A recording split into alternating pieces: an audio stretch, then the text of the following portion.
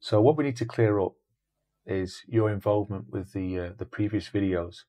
And did you not get a bit of a nickname for being this serious guy? I am very serious. Let's be serious about this now. Because it's probably the first time they're hearing you speak now. Yeah, I think before it was a model, wasn't it? Yeah, that's right. Yeah. No, absolutely. I think that it was actually quite funny when we were doing the filming. We didn't know how much of the audio was going to be shot, and I think at the same time, well, I wanted to look professional, didn't I? Yeah, for sure. Yeah. And sometimes it's easier to talk and explain things, right? Yeah. Well, I was quite glad it was you doing the talking. So basically, what happened is we actually did a lot more voiceover, didn't we, on the videos, which actually worked really well. But I think I quite like this idea now of talking like this, and because people are going to get to really know us and know of the team, and because what's really interesting is when people have come on a training course. Well, it's a bit different for me because they hear my voice all the time. Yeah. They generally build that rapport and get to know you.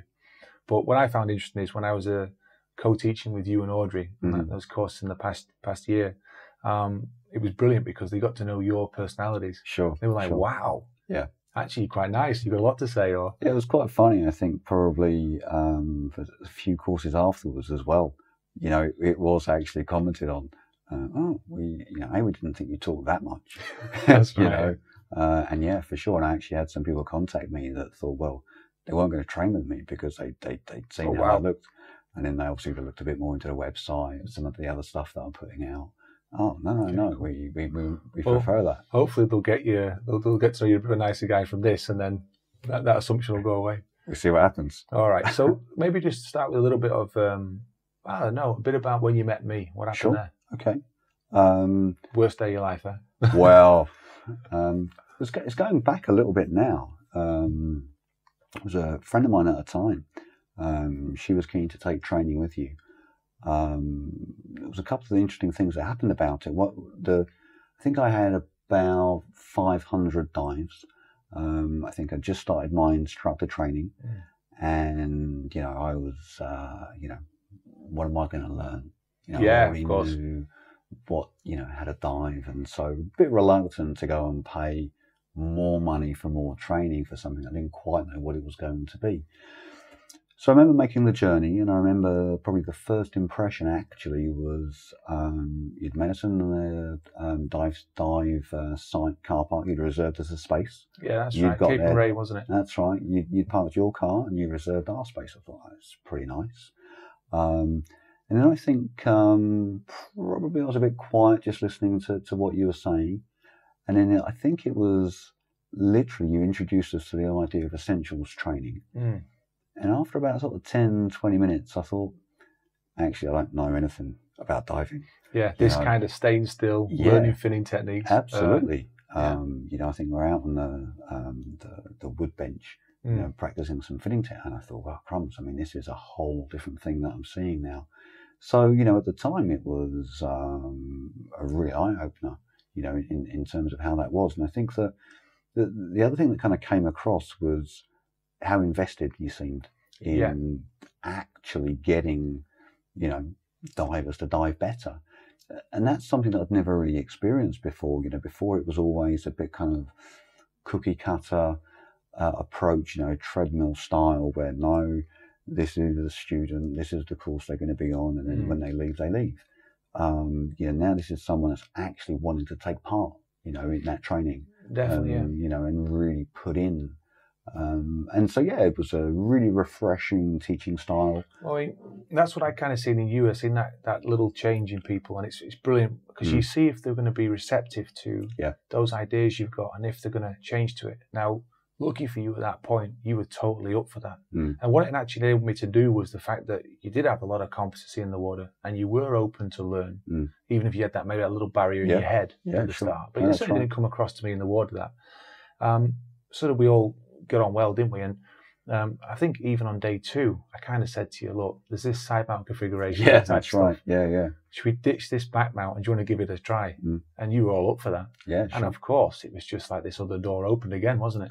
Yeah, I think probably, yes, it was a side mount experience day. I wouldn't have been able to have, did what I did in there without being given the assistance. But I think the first thing I noticed was, how much different it felt, compared to the back mount stuff that I'd been doing.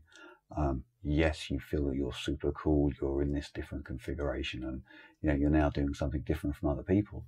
But it was just this feeling I'd never really experienced before.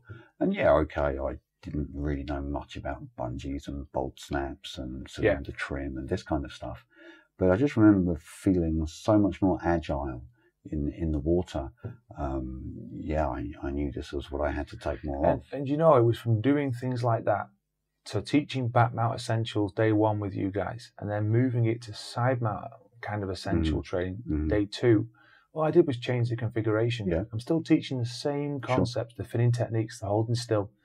But what it really told me is that I was just getting such more results the second time. And, with you, and it really cleared up to me that, hang on, this configuration done properly actually really works.